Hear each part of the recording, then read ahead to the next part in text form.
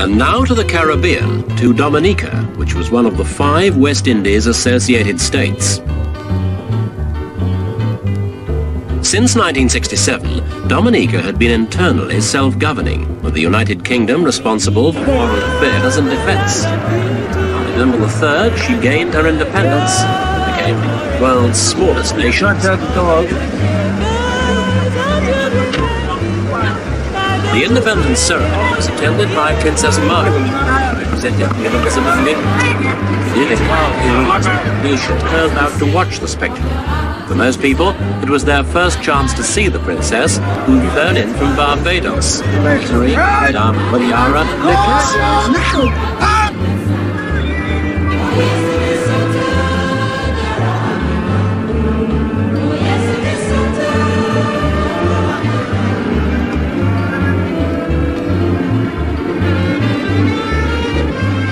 Grenada was the first island to receive its independence, and it's thought that Dominicas will trigger a chain reaction which could result in 4 other British associated states in the Caribbean following suit within the next year.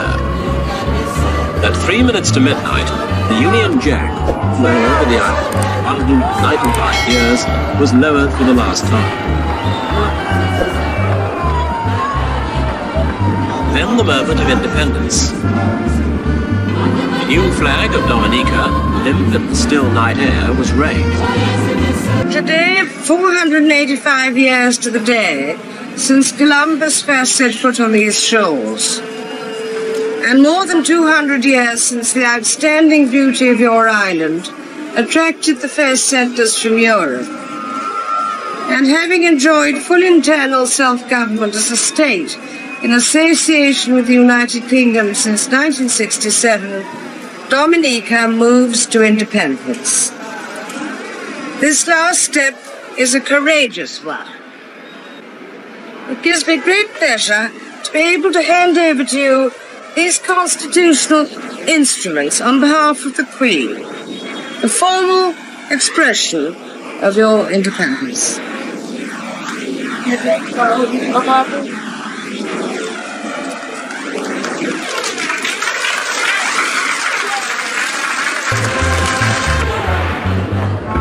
Symbolic of the anticlimactic air was the close of the firework display. It lacked the expected spectacular finale, and the official guests didn't seem to know when it was time to leave. Dominica's decided to adopt the head of state living a purely ceremonial role. The effective ruler of the island is the Prime Minister, Patrick John, moderate socialist who's headed the ruling Labour Party since 1974. He's a man with a reputation for toughness. He negotiated Development Aid worth $20 million from Britain to help with the sort that leaves the island desperately needing. If the opposition party is right and people are unhappy, then there's the real possibility of future uprising. Patrick John is to attract development capital from international agencies to balance the island's budget and to develop its natural resources. Increased prosperity will provide the means to train and employ the disillusioned young. And on this rests the question of whether Dominica will be able to enjoy the responsibility that independence entails.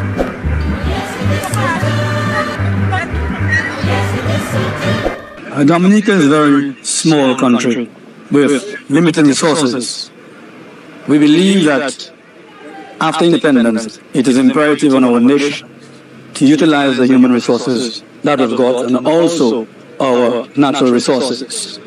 We are going to concentrate on harnessing our water resources, our timber industry, and diversification of our agricultural potential. And how do you see your position in the rest of the world? You intend to join the United Nations? We intend to join the United Nations, the British Commonwealth of Nations, the International Monetary Fund, and the Organization for American States, and also the United Nations. We will all, however, cooperate with the members in the Caribbean region on most of our points. In the Dominican Labour Party's manifesto in 1975, when the election was held here, one of the points in our manifesto was a question of seeking independence for the people.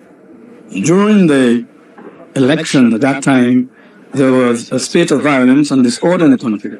And therefore, my government concentrated more on bringing back law and order in the country and campaign on law and order instead of mentioning about independence.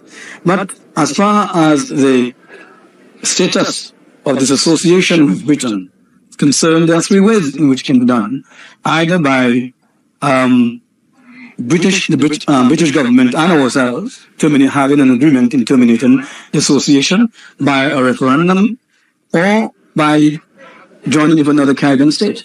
And both the British government and ourselves accepted the fact that it is time that Dominica should be liberated. How important is it going to be in the future that you maintain ties with Britain?